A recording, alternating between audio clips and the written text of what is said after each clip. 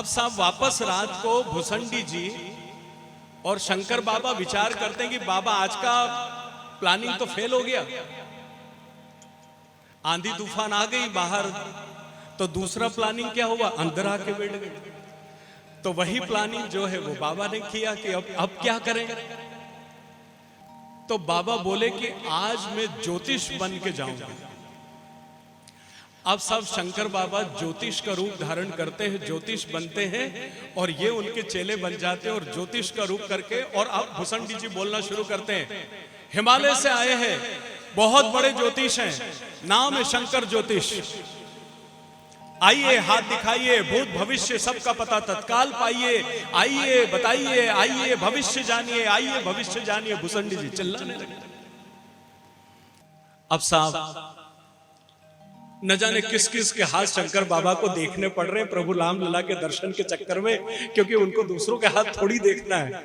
उनको तो ये कि माता कौशल्या तक संदेश जाए और कभी प्रभु राम को लेके आ जाए कि भगवान मेरे ये बच्चे का भाग्य दिखाओ, तो इस बहाने मेरे प्रभु के दर्शन हो जाए।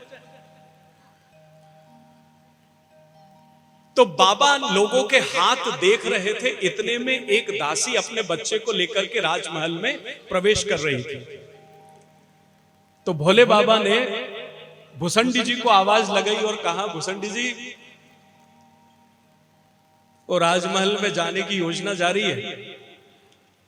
भुसंडी जी सब समझ गए, फटाफट दौड़ करके दासी के पास जाते, बोले माई किधर? बोले राजमहल में जा रही है। बोले रोज जाती हो? बोले क्या कहना चाहते हो?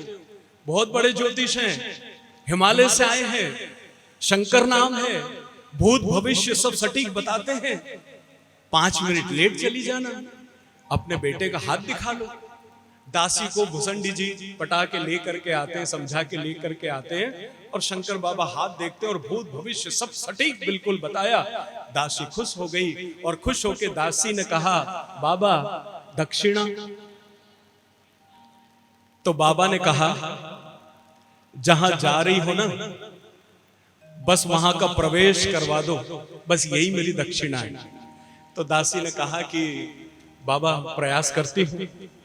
अंदर गई, लेट हो गई, तो मां कौशल्या ने पूछा कि इतनी लेट कैसे हो गई? बोले माता एक ज्योतिष आए हैं, शंकर नाम है, हिमालय से आए हैं, भूत भविष्य बिल्कुल सटीक बताते हैं। मैं तो कहती हूं राम लला का भी हाथ आप दिखा दो। अरे हारी तू तो बिल्कुल सही कह रही है, जा जा बुला करके लेकर के आ, मैं भी अपने राम लला का हाथ दिखाऊंगी। माँ कौशल्या भी हाथ दिखाने के लिए तैयार होती है और दासी दौड़ी दौड़ी आती है और शंकर बाबा से कहती, बाबा तीर निशाने पे लग गया, चलो बुलावा आया है।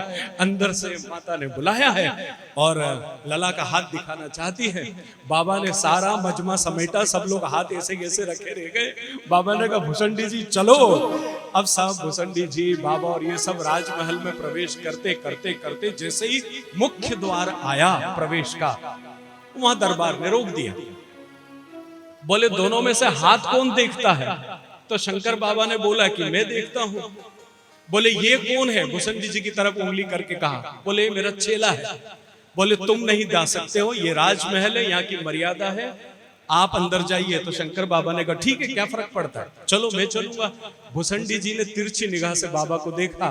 बोले बाबा ऊपर से आया हूं आपके साथ, 15 दिन से अयोध्या में गलियों में चक्कर लगा रहा हूं आपके खातिर, और दर्शन करने की बारी आई तो अकेले जा रहे हो, सारी पोल अभी खोल दूंगा यहीं की यहीं, तो आपका भी एंट्री गेट बंद।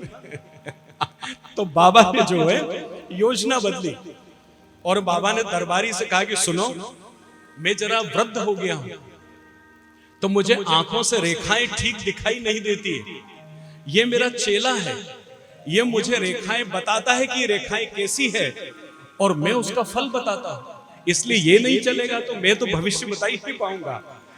तो फिर साहब भुसंडी जी भी अंदर हुए और बाबा भी अंदर हुए और अब पहुंचे अंदर राजमहल में। अब देखिए साहब, राजमहल की प्रथा देखिए, गुरु के प्रति श्रद्धा देखिए। माता कौशल्या ने सबसे पहले, अब है शंकर बाबा लेकिन उनके लिए तो वो एक ज्योतिष है, सबसे पहले उनके चरण पखारे, उनके पैर धोए, पैर धोने के बाद वषण भूषण मतलब उनको सुंदर वस्त्र पहनाए और फिर सुंदर आसन पर बिठा करके और उसके बाद फिर माता ने रामलला को प्रभु शंकर की गोद में दे दिया। अब आप देखिए कि जिसके आप दर्शन करने गए हो वो अगर आपकी गोद में आ जाए, मतलब इस ब्रह्मांड के रचयिता, इस संसार के, इस कायनात के रचयिता प्रभु श्री राम अगर आपकी गोद में आ जाए, तो जैसे ही शंकर बाबा की गोद में रामलला को माता कौशल्या ने रखा, रखते से ही शंकर बाबा समाधि में चले गए। इतनी ताकत साहब ईश्वर में, इतनी ऊर्जा होती है, इतना प्रकाश होता है, इतना तेज होता है कि जैसे ही शंकर बाबा की गोद में प्रभु रामलला आए, बाबा को समाधि लग गई। बाबा आंखें बंद करके और बस ऐसे बैठ गए, और भुसंडी जी आंखें फाड़ फाड़ करके बाबा की तरफ देख रहे हैं कि बाबा तो गए समाधि में, रामलला गोद में अपने हाथ पैर हिला रहे हैं, और मां कौशल्या बैठे बैठे दोनों को देख रही है कि ये कर क्या रहे हैं दोनों। एक आंखें बंद करके बैठा है और एक आंखें फाड़ के देख रहा है। तो मां कौशल्या ने सखी से पूछा कि क्योरी, जब तूने अपने बेटे का हाथ दिखाया था तब भी क्या इन्होंने ऐसे ही किया था? तो बोले नहीं माता, वहां तो ऐसा कुछ हुआ ही नहीं था। तो बोले फिर क्या कर रही है? बोले शायद रामलला के बारे में कुछ जरा सोच के बता रहे, इसलिए आंखें बंद करके बैठे। थोड़ी देर के बाद माता परेशान हुई कि ये क्या है, सखी को डांटने लगी कि क्या करके लिया, एक आंख बंद करके बैठा हुआ और एक आंखें फाड़ फाड़ के देख रहा है, कुछ बोल कुछ भी नहीं रहे। लेकिन शंकर बाबा की समाधि लगी हुई, उन्हें ये कुछ भी समझ में नहीं आ रहा है।